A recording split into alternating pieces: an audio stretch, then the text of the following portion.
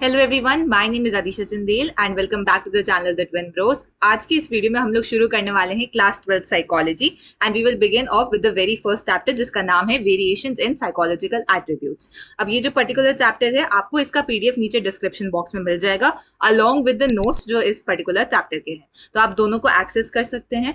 अब इस पीडीएफ में आप देखेंगे कि मैंने सर्टेन पोर्शन हाईलाइट कर रखा है। ये हाईलाइटेड पोर्शन आपके एग्जाम पॉइंट ऑफ व्यू से इंपॉर्टेंट है। आप इन पोर्शन को अंडरलाइन कर सकते हैं और इनको स्पेशली मार्क कर सकते हैं, जिससे जब एग्जाम के टाइम पे आप रिवीजन कर रहे होंगे तो आप उसको पढ़ सकते हैं। इसी के साथ साथ आप नोट्स भी पढ़ सकते हैं, नोट्स से भी बहुत अच्छे से रिवीजन हो सकता है। इसके साथ ही मैंने यहाँ पे सर्टेन क्वेश्चंस भी दे रखे हैं। अब ये क्वेश्चन जैसे क्वेश्चन है जो प्रीवियस ईयर में आ चुके हैं, या तो डायरेक्टली वैसे क्वेश्चन आए हैं या तो मतलब समवेयर अलोंग द लाइंस वैसे क्वेश्चन आ चुके हैं। तो ये आप जब ये चैप्टर खत्म करेंगे तो एनसीईआरटी के क्वेश्चंस ऑब्वियसली सबसे पहली प्रायोरिटी होती है।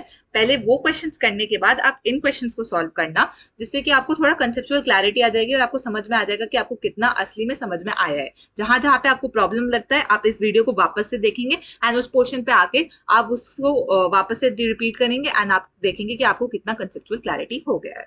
तो बेसिकली इतना ही था। Now let us begin off with the chapter. अब ये जो चैप्टर है इसका नाम है variations in psychological attributes. Variation का क्या मतलब होता है? कभी भी कोई भी चीज वेरी कर रही होती है, तो वेरी जब भी कोई चीज कर रही होती है तो वहां पे सर्टेन डिफरेंसेस हमें देखने को मिल जाते हैं।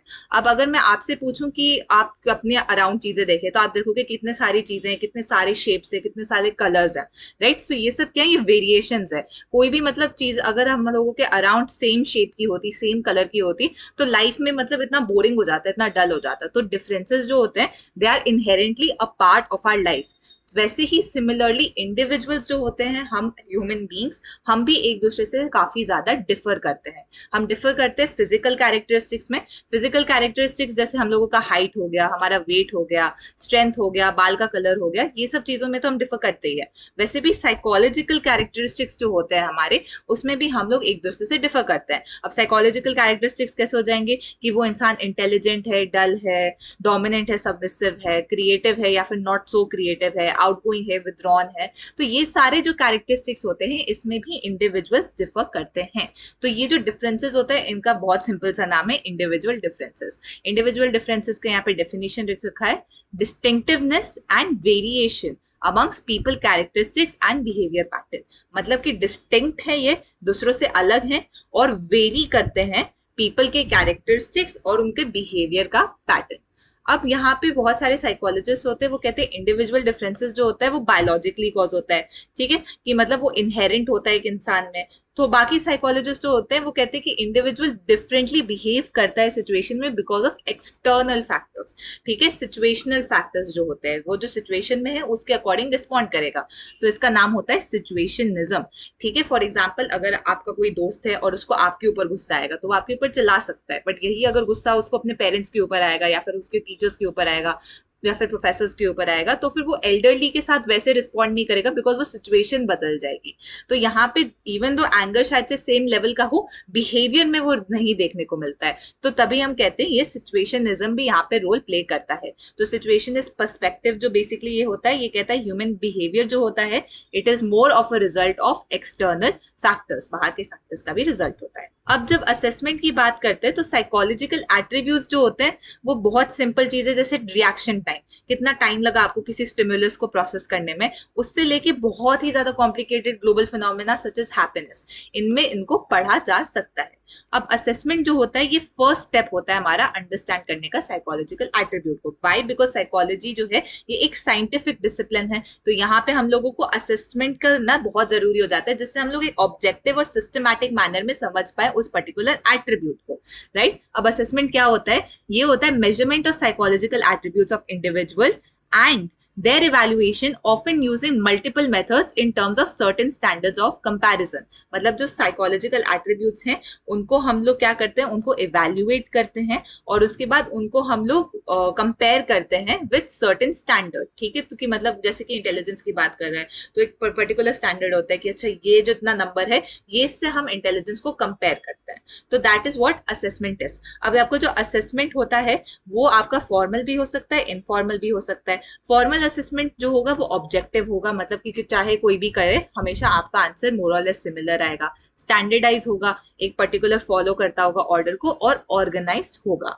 On the other hand informal जो होता है, जो आप डेली लाइफ में करते हो, ठीक है, कि डेली लाइफ में आपने देखा कि कोई पर्टिकुलर इंसान कैसे भी बिहेव कर रहा है, तो आप असेस कर रहे हो कि ऐसा क्यों कर रहा होगा वो ऐसे बिहेव आज, ठीक है, तो वो आपका हो जाता है साइकोलॉजिकल इनफॉर्मल असेसमेंट। अब जो साइकोलॉजिस्ट होते हैं और मेंटल हेल्थ प्रोफेशनल होते हैं बाकी सारे, वो फॉर्मल असेसमेंट में ट्रेन किए जाते हैं। अब जब हम लोग असेसमेंट करते हैं तो इससे हम लोग क्या कर सकते हैं, प्रिडिक्ट कर सकते हैं कि आगे वाले फ्यूचर में वो इंसान कैसे बिहेव करने वाला है, ठीक है। अगर मैंने साइकोलॉजिकल असेसमेंट देखा एंड मैंने नोटिस किया कि एक इंसान है जो एंगर ज्यादा जल्दी उसको एंगर आ जाता है, ठीक है, या फिर कोई इंसान है जो ज्यादा अच्छा स्कोर करता है पर्टिकुलर पेपर में, तो हम आगे जाके फ्यूचर में प्रिडिक्ट कर सकते हैं कि अच्छा if this person will pursue this as their college degree तो वो बहुत सक्सेसफुल होंगे लाइफ में। या फिर अगर एंगर की बात कर रहे हैं तो आगे की सिचुएशंस में ये ज्यादा एंग्री हो सकते हैं। तो अगर ये ऐसी चीज है जो हम चाहते हैं कि वो हो, जैसे कि पढ़ाई में बहुत अच्छा होना, तो हम उसको वैसे ही रहने देंगे। बट अगर हम देख रहे हैं कि एंगर की बात आ रही है, हमको नोटिस हो रहा है कि अच्छा यहाँ पे ये गुस्सा बहुत जल्दी से हो जाता है इंसान, तो हम लोग इंटरवेंशंस करेंगे जिससे कि यहाँ पे जो बिहेवियर है वो चेंज हो जाए, तो intervene to change the particular behaviour. अब बाकी सारे असेसमेंट हम लोग परफॉर्म कर सकते हैं, इंटेलेक्चुअल स्ट्रेंथ्स वगैरह देख सकते हैं। अगर कोई अच्छे से परफॉर्म नहीं करता है क्लास में, कोई फेल कर रहा है एडजस्ट होने में, तो हम उसका एटीट्यूड लेवल्स मेजर कर सकते हैं। एंड ऐसे बहुत सारे वेरियस टेस्ट होते हैं।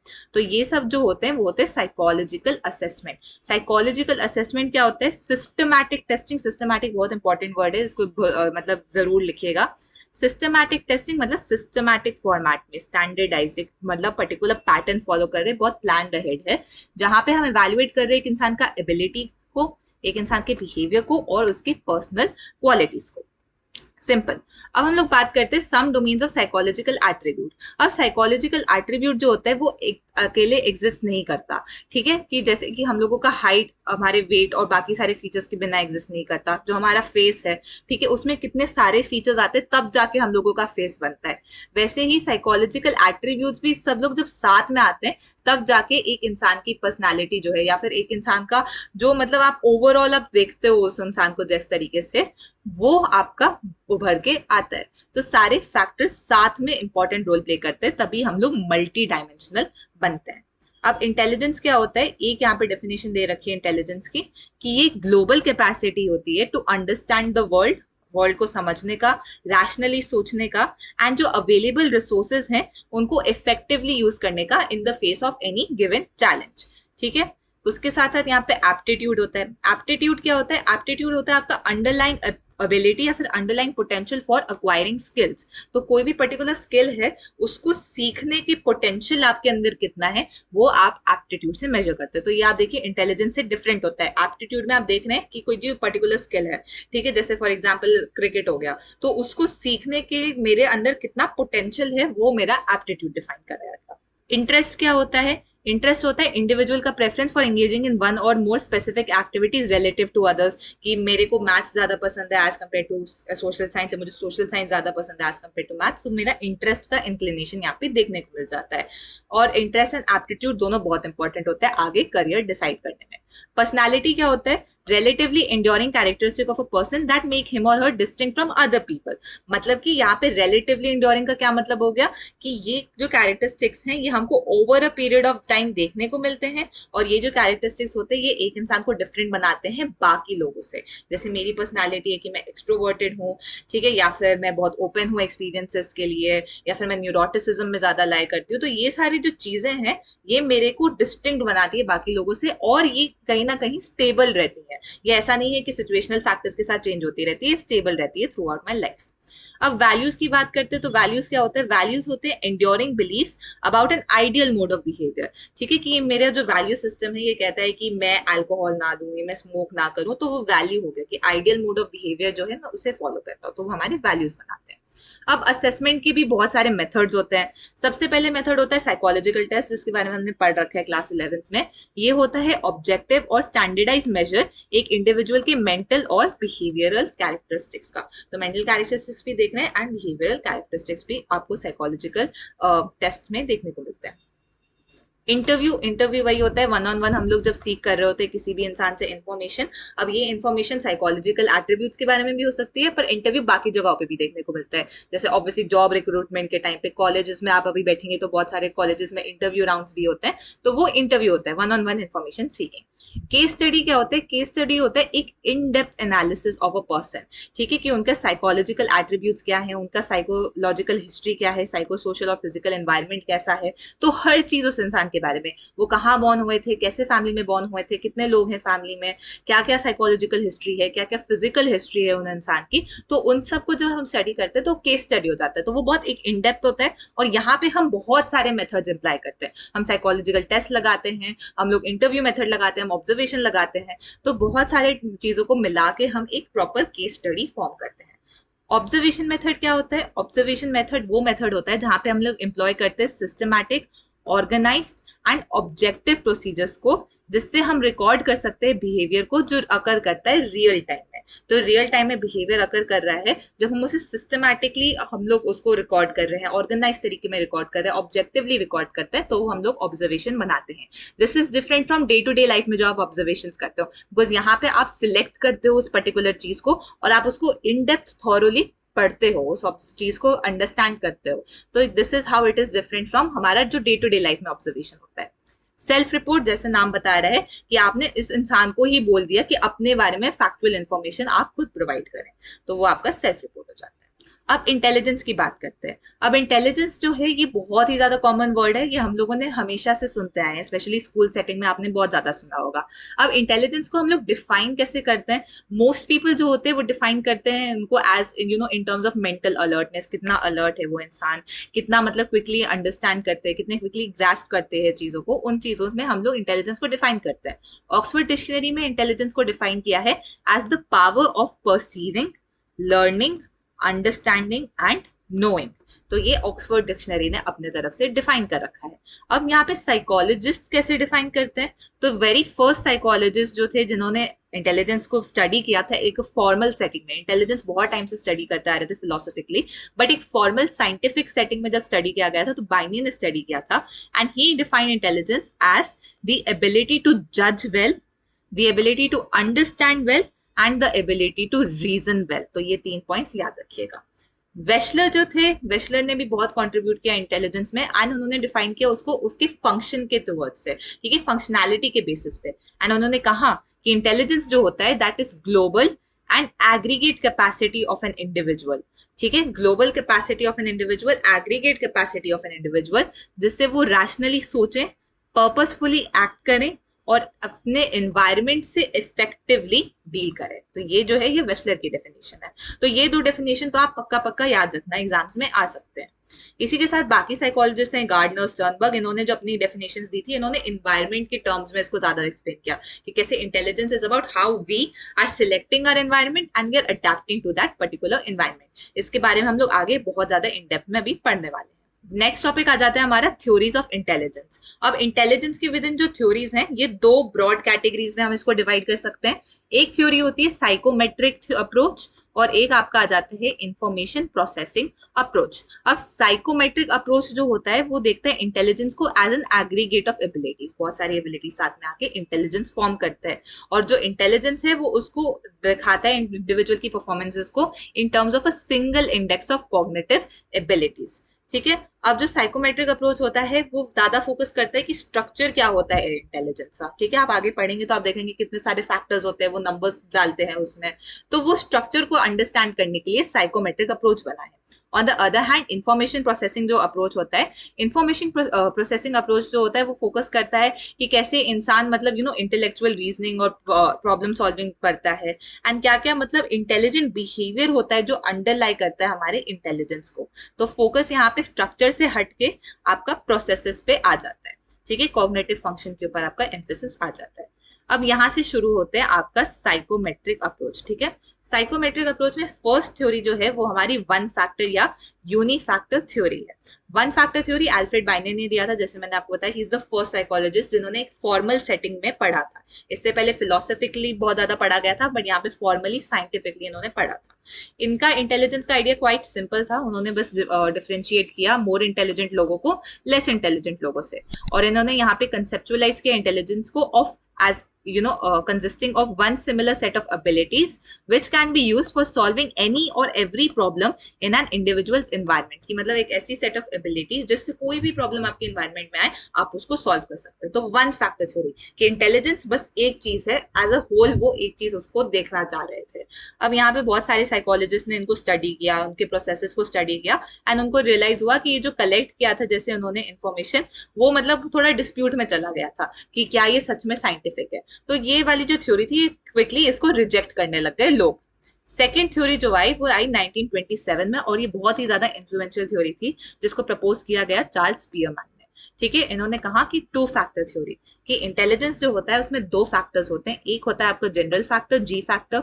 जी फैक्टर होता है जनरल, ठीक है, general ability of an individual, कि आपको मतलब जनरली आप कितने गिफ्टेड हो इन टर्म्स ऑफ कि कोई इंसान है उसको आप कोई भी सब्जेक्ट पकड़ा दो वो पढ़ाई करना शुरू कर देगा अच्छे से, उसमें कोई भी आप उसको स्पोर्ट्स खिला दो वो स्पोर्ट्स में अच्छे से परफॉर्म करने लग जाएगा, कोई भी हॉबी दो, कोई भी टास्क दो, तो that is a general ability. ठीक है, वो कहीं पे नैरो डाउन नहीं हो रही है कि अच्छा ये सिर्फ एक पर्टिकुलर चीज में अच्छा है, नहीं, वो जनरली वो बहुत ज्यादा इंटेलिजेंट है, तो जी फैक्टर हो जाता है। ठीक है, इसके साथ आपका आता है स्पेसिफिक फैक्टर्स, एस फैक्टर्स जिनको कहा जाता है। अब ये जो स्पेसिफिक फैक्टर्स होते हैं ये स्पेसिफिक चीजों में, जैसे कि कोई इंसान है जो स्पेसिफिकली मैथ्स में बहुत ज्यादा अच्छा है, या फिर स्पेसिफिकली बहुत ज्यादा स्पोर्ट्स में अच्छा है, या फिर स्पेसिफिकली डांसिंग में अच्छा है, तो that is N S factor. तो एक जी फैक्टर होता है और आपने यहाँ पे एक एस फैक्टर आ जाता है। तो excellent singers, architects, scientist and athletes जो होते हैं इनका जी फैक्टर हाई शायद से हो ना हो, बट इनका जो एक्सेल कर पाते हैं वो अपने रिस्पेक्टिव डोमेन्स में, that is because of their specific factor जो है आपका एस फैक्टर। इसके साथ साथ लुई थर्स्टन ने प्रपोज किया idea of theory of primary mental intelligence, जहां पे उन्होंने 7 ऐसे कंपोनेंट्स बताए जो प्राइमरी इंटेलिजेंस को मतलब आपके बनाते हैं। कौन कौन से 7 कंपोनेंट्स है ये आपको याद करना पड़ेगा। वर्बल कॉम्प्रीहेंशन, ठीक है, कि आप कितने फटाफट ग्रास्प कर पा रहे हैं वर्ड्स का मीनिंग, उनका कॉन्सेप्ट, उनके आइडियाज। न्यूमेरिकल एबिलिटीज, वही मैथमेटिकल एबिलिटीज जो होती हैं। स्पेशल रिलेशंस, कि आप स्पेशली कैसे देख पा रहे हैं विजुअल्स, परसेप्शन, आप कैसे मतलब उनके बीच में पैटर्न फॉर्म कर पा रहे हैं। परसेप्चुअल स्पीड जो होती है, कैसे आप कितने फटाफट परसीव करते हैं। वर्ड फ्लुएंसी, अब देखिए verbal comprehension and word fluency दो जगह पे दिया गया है, ठीक है, कि दो डिस्टिंक्ट चीजें। वर्ड फ्लुएंसी कितने फ्लुएंटली और फ्लेक्सिबली आप वर्ड्स को यूज कर सकते हैं। इसके साथ साथ मेमोरी आ जाता है, एंड इंडक्टिव रीजनिंग, मतलब कि जो फैक्ट्स आपको प्रेजेंट करे गए हैं उनसे आप जब रूल्स निकालना शुरू करते हैं तो हमारा इसको हम कहते हैं इंडक्टिव रीजनिंग। तो ये 7 जो है ये आपको याद करना पड़ेगा, ये आपके सीयूईटी वगैरह में जरूर पूछा जा सकता है।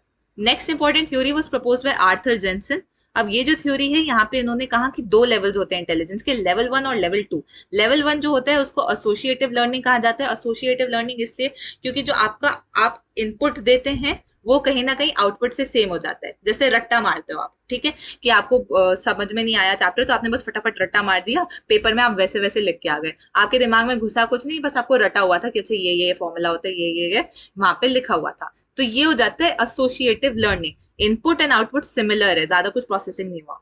लेवल 2 में क्या होता है, आप कॉग्निटिव कॉम्पिटेंसी लगाते हैं अपनी, ठीक है, कॉग्निशन को आप यूज करना शुरू करते हैं अच्छे से, और हाई ऑर्डर स्किल्स यूज करते हैं, जिससे आपका जो इनपुट होता है वो प्रोड्यूस करता है एक इफेक्टिव आउटपुट को। जब आप किसी मैथमेटिकल फॉर्मूला को देखते हैं तो अब आप समझते हैं कि अच्छा ये फॉर्मूला ऐसे क्यों है, और उससे आप बाकी क्वेश्चन सॉल्व और ज्यादा अच्छे से करने लग जाएंगे, तो वो आपका लेवल 2 में आ जाएगा कॉग्निटिव कॉम्पिटेंसी के अंदर। जेपी गिलफोर्ड, अब जेपी गिलफोर्ड ने मॉडल दिया था स्ट्रक्चर ऑफ इंटेलेक्ट मॉडल, ठीक है, जहां पे इंटेलेक्चुअल जो ट्रेड्स होते हैं उनको 3 डायमेंशन में डिफाइन किया गया है, ऑपरेशन, कंटेंट और प्रोडक्ट। ऑपरेशन आप ऐसे सोचिए जो इंसान करता है, ठीक है, तो what ever the respondent is doing is operation. अब ऑपरेशन कौन कौन से टाइप में हो सकते हैं, कॉग्निशन, ठीक है, कॉग्निशन का यूज करते हुए, मेमोरी रिकॉर्ड करते हुए, मेमोरी रिटेन करते हुए, मेमोरी रिकॉर्ड मतलब उस मोमेंट में मेमोरी बनाने, और मेमोरी रिटेन मतलब आगे जाके उसको याद करना। डाइवर्जेंट प्रोडक्शन, डाइवर्जेंट प्रोडक्शन मतलब कि बहुत सारे आइडियाज निकालना, ठीक है, एक पॉइंट से। कन्वर्जेंट मतलब कि एक जगह पे आके मतलब एंड करना। तो आप आगे पढ़ेंगे कि कैसे क्रिएटिव टेस्ट जो होते हैं वो ओपन एंडेड होता है, तो डाइवर्जेंट हो जाता है, कन्वर्जेंट होता है जहाँ पे एक स्पेसिफाइड आंसर होता है, एंड उसके साथ साथ आपका आ जाता है इवेल्युएशन। कंटेंट जो होता है, कंटेंट होता है वो जो आपका ऑब्जेक्ट है या फिर मटेरियल है उसका नेचर कैसा है, वो हमारा कंटेंट हो जाता है। कि हम लोग जो इस चीज को प्रोसेस कर रहे हैं क्या वो विजुअल है नेचर में, ऑडिटरी है, सिंबॉलिक, सिंबॉलिक जैसे लेटर्स और नंबर्स हो गए वो सिंबॉलिक हो जाएगा, सिमेंटिक माने वर्ड्स, जब आपके सिंबॉलिक चीजें साथ में आके अलग सा सेंस बनाती है तो वो सिमेंटिक हो जाती है, एंड बिहेवियरल। प्रोडक्ट्स जो होता है it refers to the information in which information is processed by the respondent, मतलब कि ऐसा फॉर्म जिसमें हम लोग इंफॉर्मेशन को प्रोसेस करते हैं उसको हम लोग प्रोडक्ट कहते हैं। प्रोडक्ट जो होते हैं उसको फर्दर क्लासिफाई किया गया है यूनिट्स में, क्लासेस में, रिलेशंस में, सिस्टम्स में, ट्रांसफॉर्मेशन एंड इम्प्लीकेशंस। अब ये जो सारी चीजें हैं ये आपको याद करना पड़ जाएगा, ठीक है, ये एग्जाम में आ सकता है। अब ये आप ऐसे याद कर लीजिएगा कि सबसे पहले में आपका जो ऑपरेशन है उसमें 6 पार्ट्स हैं, फिर कंटेंट में 5 पार्ट्स हैं, प्रोडक्ट में 6 पार्ट्स हैं, तो 6 इंटू 5 इंटू 6 180। तो इस मॉडल में 180 सेल्स है, ठीक है। ये सारी चीजें एक साथ अगर आएंगी तो ये 180 सेल्स बन के आ जाती।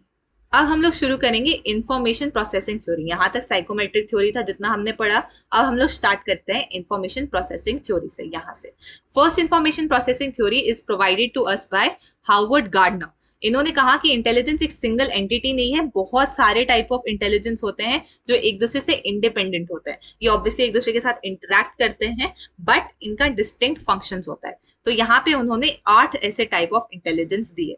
कौन कौन से टाइप ऑफ इंटेलिजेंस थे? नंबर 1 लिंग्विस्टिक, लिंग्विस्टिक हम समझ गए लैंग्वेज से रिलेटेड हो गया, ठीक है, आप कैसे प्रोड्यूस कर पा रहे हैं लैंग्वेज, कितने फ्लुएंटली यूज कर पा रहे हैं, कितने फ्लेक्सिबली यूज कर पा रहे हैं। ऐसे जो लोग होते हैं उनको वर्ड स्मार्ट कहा जाता है ऐसे नॉर्मल लैंग्वेज में। एंड जो लोग बहुत ज्यादा हाई होते हैं लिंग्विस्टिक में ऑब्वियसली वो पोएट्स एंड राइटर्स बहुत ज्यादा अच्छे बन सकते हैं। लॉजिकल मैथमेटिकल, अगेन यहाँ पे मैथमेटिकल स्किल्स आ जाएंगी आपकी, आप कितना लॉजिकली सोच पा रहे, कितना क्रिटिकली सोच पा रहे, कितने अच्छे से सॉल्व कर पा रहे प्रॉब्लम्स को। तो जो लोगों का ये हाई होता है वो अच्छे साइंटिस्ट बन सकते हैं, नोबेल प्राइज विनर्स बन सकते हैं, मैथमेटिशियंस बन सकते हैं। स्पेशल जो होता है, स्पेशल आपकी एबिलिटी होता है to form visuals and patterns. तो विजुअल इमेजेस फॉर्म करना और पैटर्न्स को समझना आपका स्पेशल अंडरस्टैंडिंग हो जाती है। तो स्पेशल अंडरस्टैंडिंग जो होती है वो आर्ट में बहुत ज्यादा काम आती है। पायलट्स जो होते हैं उनको स्पेशल अंडरस्टैंडिंग होनी चाहिए जब वो लोग अपना वो चला रहे होते हैं। सेलर्स को होनी चाहिए जिससे वो समझ सके किस डायरेक्शन में जा रहे हैं, ठीक है। इसके साथ साथ सर्जन्स को होनी चाहिए because obviously they are operating. And यहाँ पे नेक्स्ट हमारा जो आ जाता है दैट इज म्यूजिकल। म्यूजिकल जो होता है is the ability to manipulate musical rhythms and patterns. आप समझ सकते हैं, ठीक है, कि पैटर्न्स है तो आपको समझना क्या चाहिए कौन सा नोट है, सारे नोट्स को साथ में लाना, एक पर्टिकुलर रिदम को क्रिएट करना, रिदम्स को ब्रेक डाउन करना, अंडरस्टैंड करना कि ये लोग साथ में कैसे आ रहे हैं। तो दैट इज म्यूजिकल। ऑब्वियसली जो म्यूजिकल में हाई होता है वो म्यूजिक के फील्ड में बहुत ज्यादा अच्छे से परफॉर्म कर सकता है। बॉडीली काइनेस्थेटिक, अपनी खुद की बॉडी को यूज करना एज अ होल या फिर प्रोपोर्शंस में फ्लेक्सिबली और क्रिएटिवली, ठीक है। जैसे कि एथलीट्स होते हैं, डांसर्स होते हैं, जिमनास्ट होते हैं, एक्टर्स होते हैं, वो अपने पूरी बॉडी का यूज करते हैं। इवन सर्जियंस अपने पूरे बॉडी का यूज करते हैं and that is why they are high on bodily kinaesthetic. Interpersonal relationship, एक इंसान का दूसरे इंसान से कैसे रिलेशनशिप होता है, अंडरस्टैंड करना कि अच्छा सामने वाले का मोटिव क्या है, वो फील कैसे कर रहे हैं, ठीक है, क्या सिचुएशनल कॉन्टेक्स्ट है जिसमें वो अभी वो सर्वाइव कर रहे हैं, वो सब चीजें आपकी इंटरपर्सनल रिलेशनशिप में आ जाएगी। इंटरपर्सनल रिलेशनशिप किन लोगों में बहुत हाई होती है? Psychologist, counsellors, politician, social worker, जो सोशल फील्ड्स में होते हैं उनका इंटरपर्सनल इंटेलिजेंस यूजुअली बहुत ज्यादा हाई होता है। इंट्रापर्सनल क्या होता है? अपने से रिलेटेड, अपने इमोशंस, अपने मोटिव्स, अपने फीलिंग्स जब वो समझते हैं, ability to understand our own desires, that is what is intrapersonal. अब इंट्रापर्सनल इंटेलिजेंस किसमें हाई होती है? जो लोग स्पिरिचुअल लीडर्स होते हैं, फिलोसोफर्स होते हैं, इनमें ये बहुत ज्यादा देखने को मिलता है because they are more concern with are मतलब their own self and understanding their identity. Naturalistic जो होता है इट इज द एबिलिटी अपने नेचुरल वर्ल्ड से आइडेंटिफाई करना और उसके साथ साथ मतलब इंटरेक्ट करना। अब नेचुरल वर्ल्ड एनवायरनमेंट से अगर हम लोग इंटरेक्ट कर रहे हैं तो ऐसे जो लोग होते हैं वो यूजुअली जूलॉजिस्ट बहुत अच्छे बनते हैं, बॉटनी में अच्छे होते हैं, गार्डनिंग में अच्छे होते हैं, बर्ड वॉचर्स। तो ये सब इंटेलिजेंस का पार्ट आ जाता है। तो ये 8 इंटेलिजेंस है, इनको आप याद कर लीजिएगा। इसके साथ साथ याद कर लीजिएगा किस करियर में ये बहुत ज्यादा अच्छे से मतलब परफॉर्म कर सकता है वो इंसान अगर उनका पर्टिकुलर इंटेलिजेंस हाई है। अगली थ्योरी जो हमारे पास है that is triarchic theory of intelligence. इसको प्रपोज किया था रॉबर्ट स्टर्नबर्ग ने 1985 में। अब ट्रायर्किक थ्योरी ऑफ इंटेलिजेंस जो है आप नाम से समझ सकते हैं, ट्राई तीन कंपोनेंट्स होते हैं, ठीक है। इसमें स्टर्नबर्ग ने कहा कि इंटेलिजेंस जो होता है it is the ability to adapt, to shape and to select the environment to accomplish one's goal and that of society and culture. अपने गोल्स के लिए, अपने सोसाइटी के गोल्स के लिए, अपने कल्चर के गोल्स के लिए अपने एनवायरमेंट को सिलेक्ट करना, कौन से एनवायरमेंट में जाऊं, किन दोस्तों के साथ रहूं, ठीक है, कौन से कोर्स में एनरोल करूं, कौन से कॉलेज में जाऊं, अपने एनवायरमेंट को शेप करना, ठीक है, और अपने एनवायरमेंट में खुद अडेप्ट होना, इन तीनों चीजों को अपने गोल्स के लिए अचीव करने को हम कहते हैं intelligence. That is how Sternberg defined intelligence. अब इंटेलिजेंस में इन्होंने कहा कि तीन पार्ट्स होते हैं, कॉम्पोनेंशियल, एक्सपीरियंशियल और कंटेक्चुअल, जिनको हम भी पढ़ते हैं। कॉम्पोनेंशियल इंटेलिजेंस जो होता है इनको एनालिटिकल इंटेलिजेंस भी कहा जाता है, और एनालिटिकल इंटेलिजेंस आप नाम से ही समझ जाएंगे, इसमें हम लोग एनालिसिस करते हैं इंफॉर्मेशन का, जिससे हम लोग सॉल्व कर सकते हैं प्रॉब्लम को। जो लोग कॉम्पोनेंशियल इंटेलिजेंस में बहुत हाई होते हैं वो स्कूल्स में बहुत अच्छे से परफॉर्म करते हैं और वो बहुत ज्यादा क्रिटिकली सोचते हैं।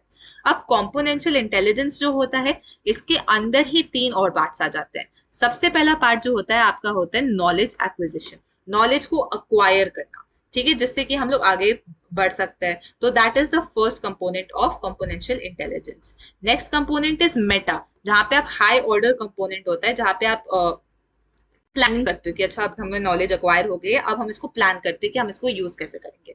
And third part is the performance, the execution part, जहां पे आपने नॉलेज आपको जो अक्वायर हुई, आपने प्लान किया कि उसको यूज कैसे करेंगे, अब आपको यूज करना है। तो दैट इज कंपोनेंशियल इंटेलिजेंस। तो इसके यहाँ पे तीन पार्ट होते हैं, ये आप डायग्राम देख सकते हैं, इसको प्लीज जरूर एक बार पढ़ लीजिएगा। फिर आपका आता है एक्सपीरियंशियल इंटेलिजेंस, एक्सपीरियंशियल एक्सपीरियंस से रिलेटेड, इसको हम कहते हैं क्रिएटिव इंटेलिजेंस। क्यों? क्योंकि यहाँ के जो पास्ट के एक्सपीरियंसेस होते हैं आप उनको यूज करते हैं आपके नॉवल प्रॉब्लम्स को सॉल्व करने का। नॉवल प्रॉब्लम्स क्या होती है? नई प्रॉब्लम्स। तो पास्ट एक्सपीरियंसेस से नई प्रॉब्लम्स को सॉल्व करने का, देखिए कि अच्छा ये पैटर्न रिपीट हो रहा है, तो शायद से उस टाइम पे अगर मेरे लिए ये वर्क कर गया तो शायद से आज भी यही वर्क कर जाए। तो दैट इज कॉल्ड एक्सपीरियंशियल। आप पास्ट से क्रिएटिवली सोच के पैटर्न्स को देख के आप ओरिजिनल वे में सोच रहे हैं एंड नए प्रॉब्लम को सॉल्व कर रहे हैं। That is your experiential intelligence. अगला वाला होता है कंटेक्सुअल इंटेलिजेंस। कंटेक्स्ट वाला आपका जो इंटेलिजेंस होता है, कॉन्टेक्स्ट जिसमें आप रह रहे हैं, तो इसको हम लोग कहते हैं स्ट्रीट स्मार्टनेस या फिर बिजनेस सेंस, जो एवरीडे आपको बहुत ज्यादा काम में आ सकता है। तो जो लोग हाई होते हैं कंटेक्सुअल इंटेलिजेंस में, वो बहुत इजीली अडेप्ट कर जाते हैं अपने एनवायरमेंट में। वो ज्यादा ऐसे एनवायरमेंट को सिलेक्ट करते हैं जो उनके गोल्स को उनको अचीव करने में हेल्प करता है। सो बेसिकली ये तीन कंपोनेंट्स आपके ट्रायर्किक में आ जाते हैं। आप इनको अच्छे से डिफाइन कर लीजिएगा, आपका ट्रायर्किक थ्योरी हो जाएगा। Next is the pass model. अब ये जो पास मॉडल है इसका फुल फॉर्म है planning, attention, arousal and simultaneous successive. तो इवन दो यहाँ पे अटेंशन अराउजल दो ए है, पर हम लोग ए ही एक ए लिखते हैं यहाँ पे जब हम इसको डिफाइन करते हैं। तो ये हो गया PASS मॉडल, पास मॉडल। इसको दिया गया था JP दास ने, जैक लिंगलियरी ने एंड कर्बी ने 1994 में। यहाँ पे न्यूरोलॉजिकल सिस्टम्स की बात हो रही है, तो ये थोड़ा सा बायोलॉजिकल रिलेटेड है। एंड यहाँ पे दिखाया गया है कि कैसे ये सो इंडिविजुअल पार्ट्स हैं, ये इंडिविजुअल कंपोनेंट्स किस ब्रेन के पार्ट से कोरिलेट कर जाते हैं, ठीक है। वो आपको यहाँ पे नहीं पढ़ना होगा, बट बेसिक थ्योरी का आइडिया यही है। ये मोर बायोलॉजिकल है, बट हम इसको थोड़े शॉर्ट में पढ़ेंगे यहाँ पे। सबसे पहले अराउजल अटेंशन की बात करते हैं। अराउजल और अटेंशन का क्या मतलब हो जाता है कि आपको अटेंशन हमने पढ़ रखा है कि बहुत सारे स्टिमुलाई, उनमें से थोड़े स्टिमुलाई को पिक करना और उसके ऊपर फोकस करना, दैट इज हमारा अटेंशन। अराउजल क्या होता है कि आपका लेवल ऑफ अराउजल जो होता है उससे आप देख सकते हैं कि आप कितना स्ट्रेंथ है आपके अंदर to attend to a particular stimuli, ठीक है। अगर आप अराउज्ड होते हैं तभी आप अटेंड कर सकते हैं। अराउज्ड मतलब कि जैसे कि अगर क्लास चल रही है ना, आपको रियलाइज होता है अच्छा ये तो बहुत इंटरेस्टिंग टॉपिक चल रहा है, तो आप अराउज्ड हो जाते हो, ठीक है। अराउज्ड यहाँ पे सिर्फ सेक्सुअली नहीं यूज हो रहा है, यहाँ पे बाकी साइकोलॉजिकली भी हम लोग यहाँ पे यूज करते हैं। ऑलराइट, तो एक optimal level of arousal important होता है। ये नहीं है कि आप बहुत कम अराउज हो तो आप इन्फॉर्मेशन प्रोसेस नहीं कर पाएंगे, या आपके टीचर जो भी पढ़ा रही है क्लास में आपसे नहीं प्रोसेस हो पाएगा अगर आप कम अराउज हैं। यही अगर बहुत ज्यादा अराउज हैं तो अगेन आप बहुत ज्यादा मतलब आपका फटाफट अटेंशन डाइवर्ट करता जाएगा। तो एक ऑप्टिमल लेवल होना चाहिए जिसमें आप इंफॉर्मेशन को एक्वायर कर सके, उनको प्रोसेस कर सके। इसके बाद आ जाता है साइमल्टेनियस एंड सक्सेसिव प्रोसेसिंग। आप या तो इंफॉर्मेशन को साइमल्टेनियसली प्रोसेस कर सकते हैं या तो सक्सेसिवली। साइमल्टेनियसली प्रोसेसिंग का मतलब है कि आपके सामने चीजें दे रखी हैं, अब आपके इनके बीच में रिलेशंस ढूंढने की कोशिश करते हैं, इनको इंटीग्रेट करने की कोशिश करते हैं, तो पैटर्न्स बनाने की कोशिश करते हैं। तो दैट इज साइमल्टेनियस प्रोसेसिंग। चीज आपके सामने है, आप फटाफट उसको साइमल्टेनियसली प्रोसेस कर रहे हैं। तो जैसे रेवेंस प्रोग्रेसिव मैट्रिसेस हो गया, वो आपके यहाँ पे एग्जाम्पल आ जाता है। साइमल्टेनियस प्रोसेसिंग जो होता है आपको मीनिंग और रिलेशनशिप्स फिगर आउट करने में हेल्प करता है एब्स्ट्रैक्ट फिगर्स के बारे में। सक्सेसिव क्या होता है, when you have to remember all the information seriously, जब सीरियसली रिकॉर्ड करना होता है किसी भी चीज को तो वो सक्सेसिव हो जाता है कि अच्छा इसके बाद ये आएगा फिर उसके बाद ये आएगा, जैसे कि अल्फाबेट्स है ना, जैसे कि नंबर्स जो होता है या फिर मल्टीप्लिकेशन का टेबल जो होता है, आपको पता है कि ABCDE, तो आपको पता है ये पर्टिकुलर ऑर्डर है तो ये सक्सेसिव हो जाता है एक के बाद एक। प्लानिंग क्या होता है, प्लानिंग जो बेसिकली अलाउ करता है हमें पॉसिबल कोर्सेज ऑफ एक्शंस को सोचने का, इम्प्लीमेंट करने का, एक पर्टिकुलर टारगेट पे रीच करने का, और फिर उसके बाद एवेल्युएट करने का कि हम लोगों ने क्या ढंग से प्लान किया था। तो ये सारी जो चीजें होती है वो प्लानिंग के अंडर आती है कि आप अपने पॉसिबल कोर्सेज देखो, फिर एक टारगेट डिसाइड करो, फिर उसके बाद उसको एग्जीक्यूट करो, फिर उसके बाद आप अपना इफेक्टिवनेस टेस्ट करो, और अगर वो इफेक्टिव नहीं है तो नया प्लान आप वहां पे पुट इन प्लेस कर सकते हैं। अब पास मॉडल जो है या आप फॉर्मली अक्वायर कर सकते हैं चीजों को या फिर इनफॉर्मली। फॉर्मली आप कैसे करोगे, रीडिंग से, राइटिंग से, एक्सपेरिमेंटिंग से, ठीक है, जो स्कूल सेटिंग में यूजुअली देखा जा सकता है। एंड इनफॉर्मली इज डायरेक्टली आप इन्वायरमेंट से जब नोटिस करते हो चीजों को और वहां से अक्वायर करते हो। अब दास एंड निगलेरिया ने यहाँ पे क्या किया था, उन्होंने एक डेवलप किया बैटरी ऑफ टेस्ट जिसका नाम है कॉग्निटिव असेसमेंट टेस्ट, या सॉरी कॉग्निटिव असेसमेंट सिस्टम। ठीक है, अब ये जो होता है यहाँ पे वर्बल और नॉन वर्बल टास्क होते हैं जो बेसिक कॉग्निटिव फंक्शंस जो होता है एक इंसान का उसको मेजर करते हैं। एंड ये जो कॉग्निटिव फंक्शन होते हैं इनको प्रिज्यूम किया जाता है आर इंडिपेंडेंट ऑफ स्कूलिंग, मतलब स्कूलिंग से रिलेटेड नहीं होते, ये इन जनरल कॉग्निटिव फंक्शंस जो होते हैं। तो ये जो टेस्ट होता है ये 5 से 18 साल के एज के लिए यूजुअली अप्लाई किया जाता है।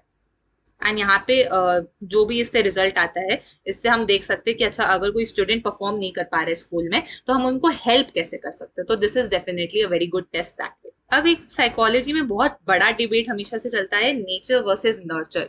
नेचर क्या होता है बायोलॉजिकली, क्या ये इंसान बाय नेचर ही ऐसा है, मतलब बायोलॉजिकली ही वो प्री डिस्पोज है ऐसे सर्टेन वे में एक्ट करने के लिए, या फिर वो नर्चरिंग से डिपेंड करता है कि उसके पेरेंट्स ने कैसे नर्चर किया, किस एनवायरनमेंट में वो बॉर्न एंड ब्रॉट अप हुआ। तो ये हमेशा से डिबेट आया है हर एट्रीब्यूट के ऊपर। Intelligence is also not alien to this, intelligence को भी हम लोग यहाँ पे देखने को मिलता है कि ये हमेशा से डिबेट में रहा है कि ये क्या मोर बायोलॉजिकल है या फिर मोर एनवायरमेंटल है नेचर में।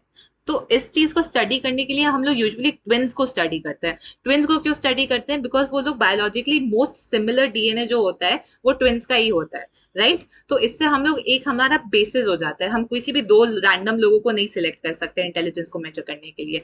तभी मोस्टली हम ट्विन्स को इसलिए सिलेक्ट करते हैं क्योंकि एक बायोलॉजिकल सिमिलैरिटी हमको देखने को मिल जाती है काफी ज्यादा हद तक। फिर हम देख सकते हैं कि अच्छा इन्वायरमेंट का कितना रोल हो सकता है। वैसे ही फ्रेटर्नल ट्विन्स जो होते हैं उनको स्टडी करते हैं, सिबलिंग्स को भी काफी स्टडी किया गया है टू स्टडी की इन्वायरमेंट का इम्पैक्ट कैसे होता है। बिकॉज इन्वायरमेंट को आप फिर भी स्टैंडर्डाइज नहीं कर सकते हो, पर आप यहाँ पे जो आपका ट्विन्स होते हैं वो बायोलॉजिकली स्टैंडर्डाइज होते हैं काफी हद तक।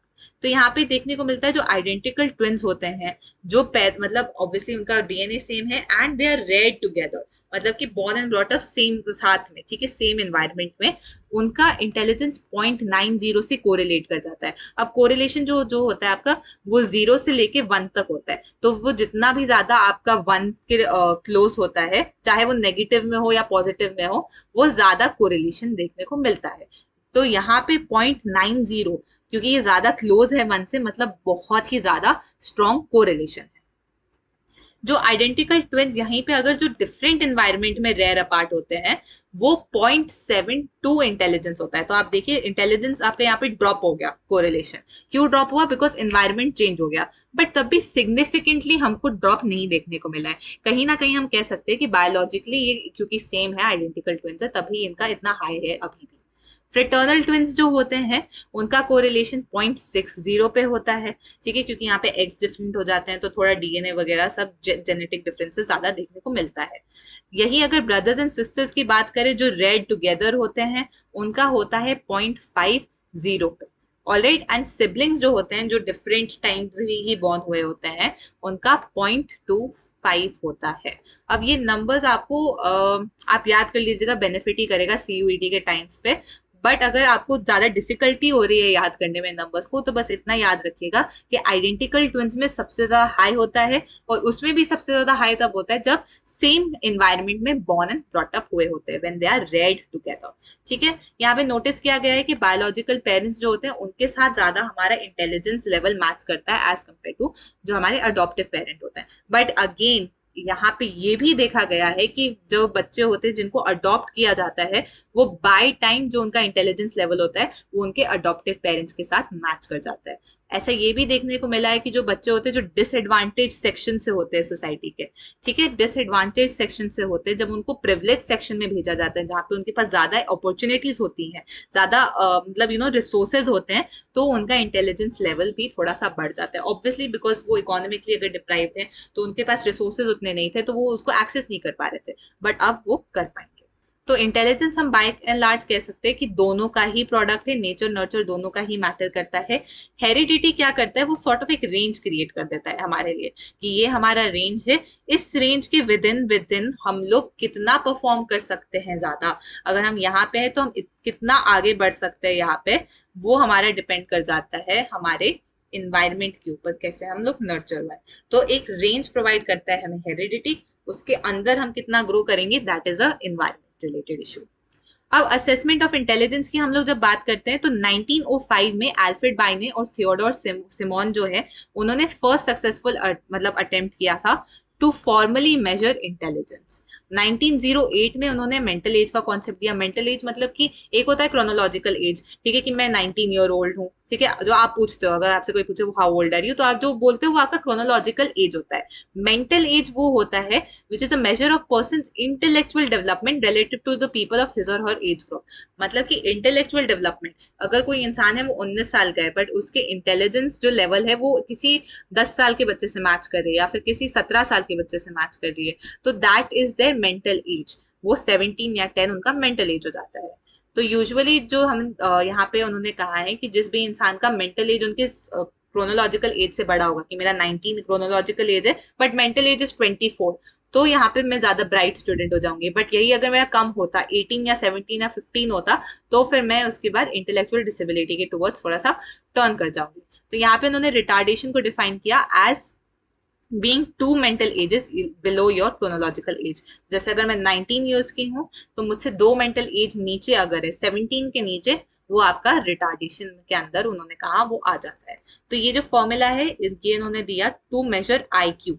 आईक्यू का मेजर 1912 में आया था, विलियम स्टर्न ने दिया था, एक जर्मन साइकोलॉजिस्ट, और उन्होंने ये फॉर्मूला ऐसे दिया जिससे हम लोग क्वांटिटेटिवली मेजर कर सकते हैं। तो उन्होंने कहा मेंटल एज को डिवाइड कर देंगे जब हम क्रोनोलॉजिकल एज से, और उसे 100 से मल्टीप्लाई करेंगे तो आपका आईक्यू आएगा। अब जो आईक्यू होता है ये नॉर्मली डिस्ट्रीब्यूटेड होता है। अब नॉर्मल कर्व क्या होता है, आप देख सकते हैं यहाँ पे सबसे ज्यादा केसेस इधर पड़ रहे हैं बीच में, और ये जो बीच होता है ये आपका एवरेज होता है, मतलब कि मेजॉरिटी ऑफ लोग आपके यहाँ पे लाई कर रहे हैं।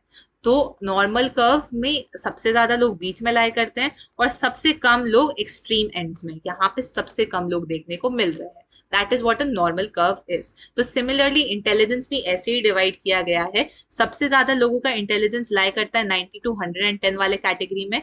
जिन लोगों का इंटेलिजेंस 70 से बिलो होता है उनको इंटेलेक्चुअली डिसेबल कैटेगरी में हम लोग कैटेगराइज कर देते हैं, एंड जिनका 130 से ऊपर होता है वो इंटेलेक्चुअली गिफ्टेड कैटेगरी में डिफाइन हो जाते हैं।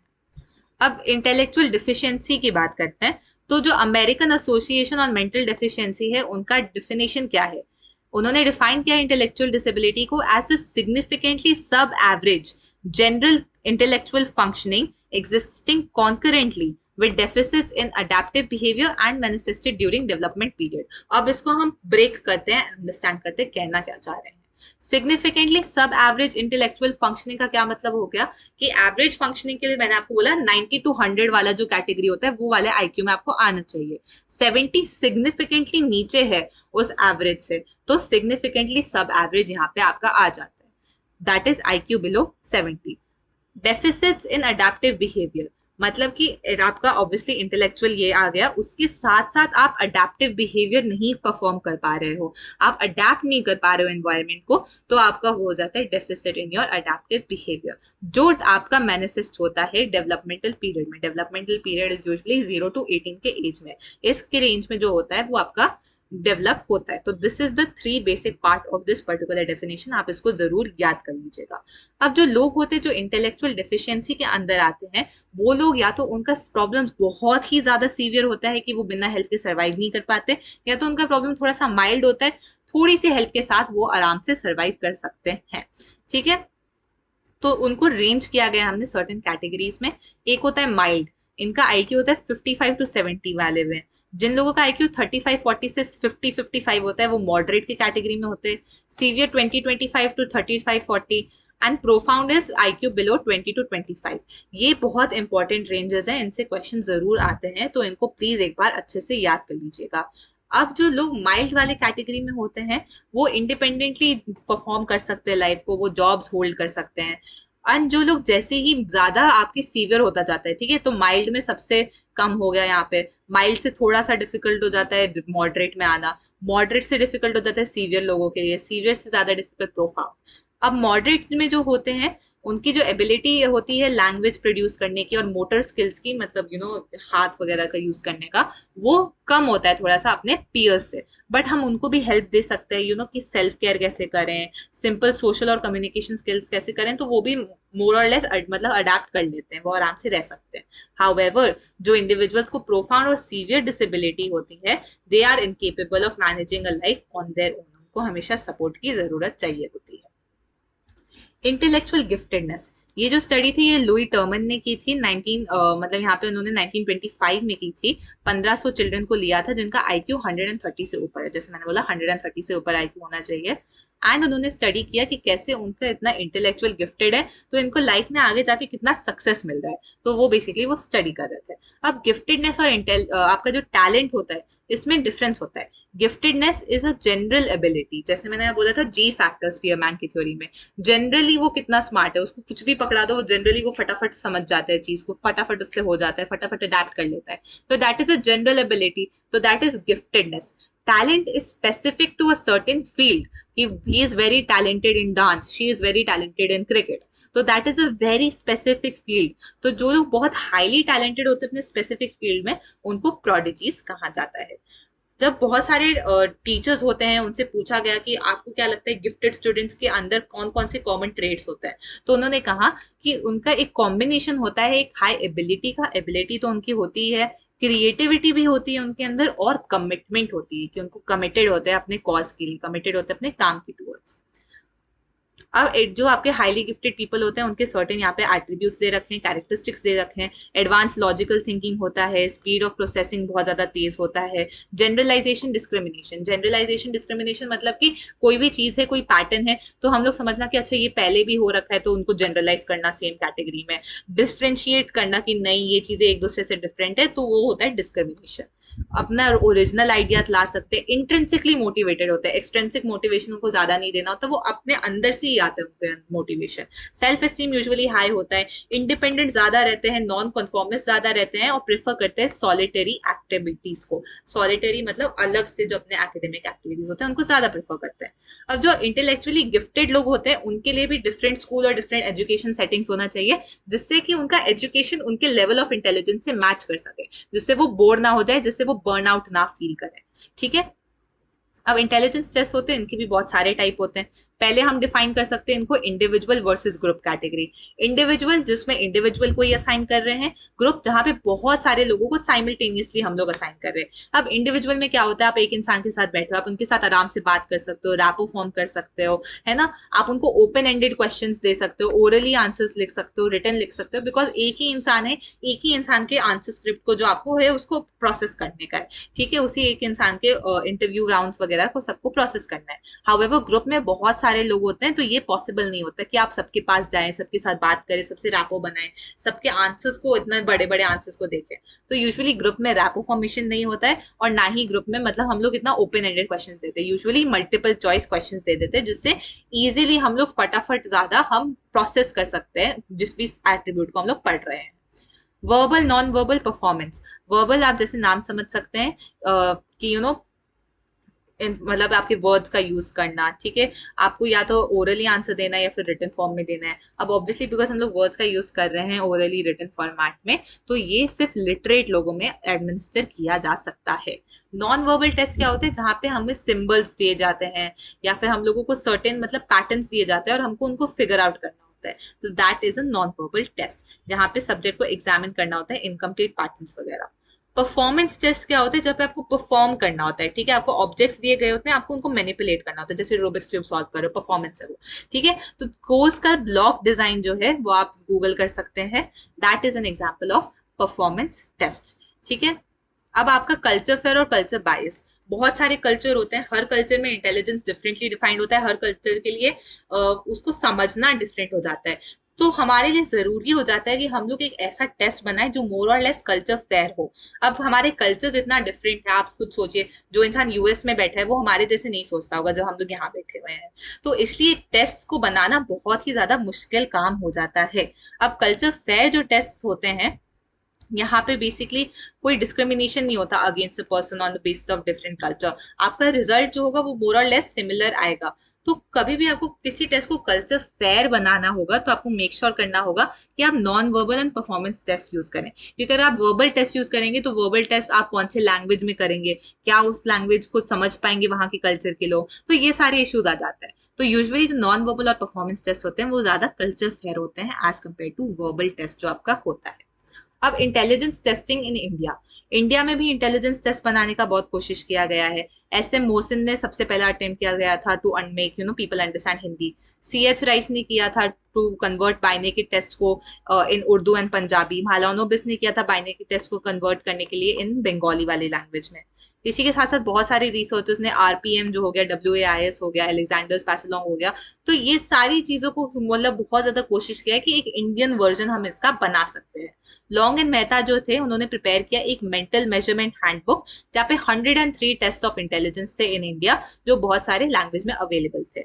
ये आपको NLEPT जो हमारी NCERT लाइब्रेरी है, that is national library of education and psychological test, जो NCERT पे आपको पाया जाएगा, वहां पे आपको ये सारे आप एक्सेस कर सकते हैं रिसोर्सेज को।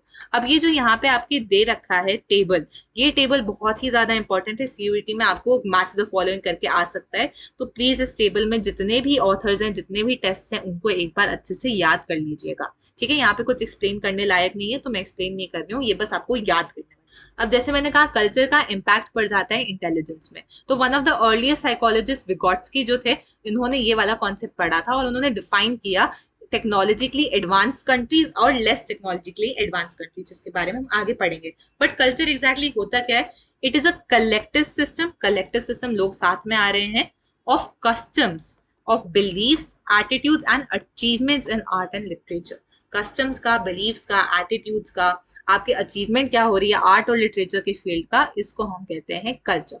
स्टर्नबर्ग ने कहा था कि यहाँ पे जो स्टर्नबर्ग ने कंटेक्चुअल इंटेलिजेंस का आइडिया दिया था, कॉन्टेक्स्ट, स्ट्रीट स्मार्टनेस, वो कहीं ना कहीं यहाँ पे कल्चर से रिलेट हो जाता है कि intelligence is a product of your culture. उन्होंने कहा कि जो एलिमेंट्री मेंटल फंक्शंस होते हैं, जैसे कि रोना, मम्मा के मतलब जब आपकी अटेंड करना अपने मदर की वॉइस को, तो ये सारी जो चीजें होती है ये यूनिवर्सल होता है। बट बहुत जैसे इंटेलिजेंस होता है, आप कैसे कॉग्निटिवली बिहेव कर रहे होते हैं, हायर ऑर्डर स्किल्स होता है, वो आपका कल्चर डिफाइन करता है। For example, technologically advance countries जैसे आपका USA हो गया, यूरोपियन कंट्रीज हैं बहुत सारी जो टेक्नोलॉजिकली एडवांस है, जो वेस्टर्न नेशन जिनको हम लोग कहते हैं, वो सारी जो कंट्रीज होती हैं, वो यहाँ पे ऐसे स्किल्स लेती है जहाँ पे generalisation, discrimination, abstraction, speed, minimal moves, mental manipulation को ज्यादा प्रमोट किया जाता है। इनको कहा जाता है टेक्नोलॉजिकल इंटेलिजेंस, ठीक है। टेक्नोलॉजिकल एडवांस कंट्रीज तो टेक्नोलॉजिकल इंटेलिजेंस। यहाँ पे जैसे attention, observation, analysis, performance, speed, achievement orientation, और ये सब खुद एक इंसान से होता है, पर्सनल अचीवमेंट पे ज्यादा फोकस होता है। यही एशिया, अफ्रीका की सोसाइटीज जो होती है, हम लोग ज्यादा कलेक्टिविस्ट होते हैं अपने अप्रोच में। हम यहाँ पे इंटेलिजेंस को इतने छोटी सी कैटेगरी में नहीं देखते हैं, हम इसको और ब्रॉड करते हैं, एंड हम लोग वैल्यू करते हैं सोसाइटी के आइडियाज को, सेल्फ रिफ्लेक्शन को, सेल्फ रेगुलेशन को, as compare to personal achievement. India के सिस्टम में जो हम लोग इंटेलिजेंस को देखते हैं, हम इसको एक इंटीग्रल इंटेलिजेंस के फॉर्मेट में देखते हैं, ठीक है, which gives emphasis on connecting with your social और फिजिकल एनवायरनमेंट एज वेल। सिर्फ इंसान इंडिविजुअली नहीं अपना इंटेलिजेंस असेस कर सकता, इन्वायरमेंट का भी बहुत ज्यादा एम्फेसिस होता है इंडिया के ट्रेडिशन में ऑन इंटेलिजेंस। संस्कृत में जो वर्ड है बुद्धि, आपको सुना ही होगा बुद्धि के बारे में, तो यहाँ पे वो जो वर्ड है ये सिर्फ कॉग्निटिव फंक्शन पे ही नहीं डिपेंड करता, बाकी सारे फैक्टर्स भी आते हैं। एंड जेपी दास ने कहा यहाँ पे mental effort, determined action, feelings, opinion, ये सब मिला के अलोंग विद आपका कॉग्निटिव टास्क ही बुद्धि को बनाता है। तो इट्स जस्ट नॉट कॉग्निटिव, यहाँ पे आपका मोटिवेशन, आपकी फीलिंग्स, आपके ओपिनियन सबको एनकम्पास करता है। अब आपके यहाँ पे वेरियस फैसेट्स होते हैं इंडियन ट्रेडिशन में इंटेलिजेंस के। सबसे पहले तो ऑब्वियसली कॉग्निटिव, जो हम लोगों को देखने को मिलता है, ठीक है, understanding, discrimination, problem solving, effective communication. उसके साथ साथ सोशल कॉम्पिटेंसी, आप रिस्पेक्ट कर रहे हैं सोशल ऑर्डर को, कम्युनिकेट कर पा रहे हैं अपने अडल्ट से, कमिटमेंट्स दे रहे हैं अपने सोशल ऑर्डर को, वो सारा आपका सोशल कॉम्पिटेंसी आ गया कि सोसाइटी को साथ में लेके चलना है। इमोशनल कॉम्पिटेंसी, अपने इमोशंस को रेगुलेट करना, मॉनिटर करना अपने इमोशंस को, वो आपका इमोशनल कॉम्पिटेंसी में आ जाएगा। ऑनेस्टी, ठीक है, politeness, good conduct, self evaluation. Entrepreneurial competency मतलब हार्ड वर्क करना, परसिस्टेंट रहना अपने एफर्ट्स में। तो ये सारी चीजें साथ में, ठीक है, तो आप देख सकते हैं सिर्फ कॉग्निटिव नहीं है, सोशल है, आपका इमोशनल है, ऑन्टरप्रेन्योरियल है, ये सब साथ में आके बुद्धि या फिर इंडियन इंटेलिजेंस को जन्म देता है या फिर इंटेलिजेंस को बनाता है। तो Indian intelligence is more integral that way, वो सबको साथ में लेके चलते हैं। Emotional intelligence is another thing जो वेस्टर्न कल्चर में अब ज्यादा देखने को मिल रहा है। अगर आपको कोई भी एक इंसान है वो इंटेलेक्चुअली बहुत ज्यादा उसका इंटेलिजेंस बहुत ज्यादा हाई है, उनका आईक्यू बहुत ज्यादा हाई है, डज नॉट गारंटी कि वो बहुत ज्यादा सक्सेसफुल होंगे लाइफ में। आप तभी सक्सेसफुल होंगे जब आपका ईक्यू भी हाई होगा, आप इमोशनली भी इंटेलिजेंट होंगे। जैसे आप समझ सकते हैं कि क्या सिचुएशन है, कैसे आपके आसपास के लोग सोच रहे हैं, तो इमोशनल इंटेलिजेंस का भी होना काफी ज्यादा जरूरी हो जाता है। इमोशनल इंटेलिजेंस का कॉन्सेप्ट जो है वो सैलोवे एंड मेयर ने दिया था, जॉन मेयर पर्टिकुलरली, एंड उन्होंने डिफाइन किया it as the ability to monitor one's own and others emotion, खुद के भी और बाकियों के भी, ठीक है, to discriminate among them, distinct करना कि अच्छा ये इमोशन, मैं गुस्सा फील कर रही हूँ अभी, अपसेट नहीं हूँ, या फिर मैं अपसेट हूँ, गुस्सा नहीं फील कर रही, and then to use that information to guide one thinking and action. और ये जो इन्फॉर्मेशन है हमें पता है अच्छा कि okay I feel a certain way, अब उसको यूज करके मैं आगे क्या एक्शंस लूं, कैसे मैं सोचूं, वो हमारा इमोशनल इंटेलिजेंस के अंदर आ जाता है। तो जैसे आईक्यू होता है इंटेलिजेंस को देखने के लिए, वैसे ही ईक्यू होता है इमोशनल इंटेलिजेंस को क्वांटिटेटिवली डिफाइन करने के लिए। सिंपल शब्दों में it is the ability to process emotional information accurately and efficiently. और बहुत सारे जो स्कूल्स में आजकल प्रोग्राम्स करे जा रहे हैं जिससे हम लोग जो स्टूडेंट्स होते हैं उनका इमोशनल इंटेलिजेंस इंक्रीज कर सके। इमोशनल इंटेलिजेंस पीपल के यहाँ पे कैरेक्टरिस्टिक्स दे सकते हैं, जैसे कि सेंसिटिव होना खुद की दूसरों के फीलिंग्स के लिए, sensitive to the type of emotions and other, relating your emotions and thoughts so that you can account for your own decision making में काम कराना। तो ये सारी चीजें जो होती है वो कैरेक्टरिस्टिक्स हो जाती है इमोशनली इंटेलिजेंट पीपल की। अब आते हैं स्पेशल एबिलिटीज में। एप्टीट्यूड, मैंने स्टार्ट में आपको बताया था कि एप्टीट्यूड होता है underlying potential of the individual to acquire a certain skill. तो ये यहाँ पे कॉम्बिनेशन हो जाता है कैरेक्टरिस्टिक्स का जो इंडिकेट करता है क्या वो एक इंसान उस पर्टिकुलर स्किल में अच्छा हो सकता है, गिवन कि हम उसको ट्रेनिंग दें, ठीक है। तो ट्रेनिंग से पहले ही समझना कि क्या वो उस इंसान के अंदर पोटेंशियल है, that is what aptitude is. तो उन्होंने साइकोलॉजिस्ट जब इंटेलिजेंस देख रहे थे उन्होंने कहा कि किसी भी स्किल को अक्वायर करना इज डिफरेंट देन इंटेलिजेंस, ठीक है। सारे लोगों को जब उन्होंने स्टडी किया सेम इंटेलिजेंस के, डिफरेंट इंटेलिजेंस के, उन्होंने ये नोटिस किया कि एप्टीट्यूड जो होता है उनका एबिलिटी टू अक्वायर जो स्किल है वो हमेशा डिफर कर रहा था लोगों का एक दूसरे से। तो that is what aptitude is, it is not the same as intelligence. अब इंटरेस्ट क्या होता है? इंटरेस्ट इज वही preference in particular activity. I am more interested in science, I am more interested in social science, I am more interested in commerce. तो वो आपका interest हो जाता है। किसी भी करियर में अगर आपको सक्सेसफुल होना है, आपको इंटरेस्ट और एप्टीट्यूड दोनों को साथ में लेके बढ़ना है। अगर ये दोनों आपके साथ हैं तो आप सक्सेसफुल हो सकते हैं। तो it's not just about intelligence, हमेशा लगता है हमको सिर्फ इंटेलिजेंस से ही इंसान सक्सेसफुल होता है, नहीं, एप्टीट्यूड और इंटरेस्ट भी बहुत इंपॉर्टेंट है। अब एप्टीट्यूड टेस्ट जो होते हैं वो इंडिपेंडेंट हो सकते हैं या मल्टीपल, इंडिपेंडेंट को स्पेशलाइज भी कह सकते हैं, मल्टीपल को जनरलाइज भी कहते हैं।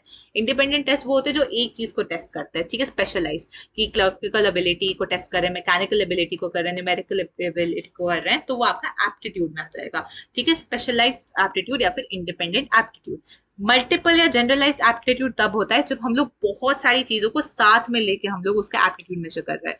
तो इसका बहुत कॉमन एग्जांपल्स दे रखे हैं, जैसे differential aptitude test, general aptitude test battery, arm services vocational aptitude test battery.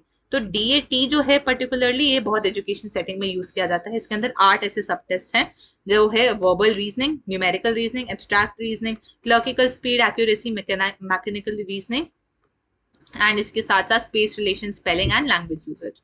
तो ये आप एक बार याद कर लीजिएगा कि ये 8 चीजें आती हैं डीएटी के अंदर। एंड जेएम ओझा जो है उन्होंने डीएटी का एक इंडियनाइज्ड वर्जन भी बनाया है। ओके, तो अभी तक हम लोग जो पढ़ रहे थे that was coming under intelligence. अब हम लोग बात करने वाले हैं क्रिएटिविटी के बारे में, ठीक है, कितना क्रिएटिव होता है। तो इंसान हमेशा सिर्फ अपने इंटेलिजेंस से नहीं डिफाइन कर सकते हम उसको। थोड़े लोग होते हैं जो ज्यादा क्रिएटिव होते हैं, वो ओपनली ज्यादा सोचते हैं, तो that is what creativity is. तो अब यहाँ पे क्रिएटिविटी का ये सिर्फ मतलब नहीं होता जो बहुत ही ज्यादा स्मार्ट साइंटिस्ट हैं या फिर बहुत ज्यादा स्मार्ट डांसर्स हैं, जिन लोगों ने बहुत ही ज्यादा अपने फील्ड में अचीव कर रखा है, वो लोग तो है क्रिएटिव ऑब्वियसली, यू नो, जो डांसर्स होते हैं, जो साइंटिस्ट होते हैं, जो सिंगर्स होते हैं, जो एक्टर्स होते हैं, ये बहुत ही ज्यादा क्रिएटिव है अपने अपने डोमेन्स में। बट हम जैसे ऑर्डिनरी लोग होते हैं, हम भी क्रिएटिव होते हैं, ठीक है, कि मैंने कुछ कुक कर लिया आज, मैंने कुछ बहुत ओरिजिनल सा सोचा, आज मैंने कुछ नया पोएम लिख दिया। तो सबका जो जैसे इंटेलिजेंस लेवल डिफर करता है, वैसे क्रिएटिविटी लेवल भी आपका डिफर करता है person to person.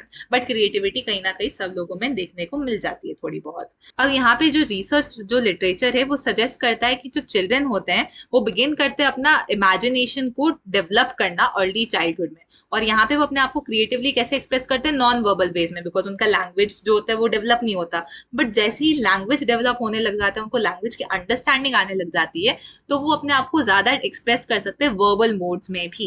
And then आगे जाके वो ऑब्वियसली डिफाइन कर सकते हैं कि उनको कौन से डायरेक्शन में जाना है, उनको वर्बल क्रिएटिविटी या फिर नॉन वर्बल क्रिएटिविटी ज्यादा पसंद आ रही है। अब जो आपका यहाँ पे जो वेरिएशन होता है क्रिएटिविटी का, हम उसको एक्सप्लेन कैसे कर सकते हैं। तो जैसे कि मैंने इंटेलिजेंस को एक्सप्लेन किया कि दोनों नेचर और नर्चर का रोल होता है, वैसे ही हम क्रिएटिविटी एक्सप्लेन करेंगे, दोनों ही नेचर एंड नर्चर का रोल बहुत ज्यादा होता है।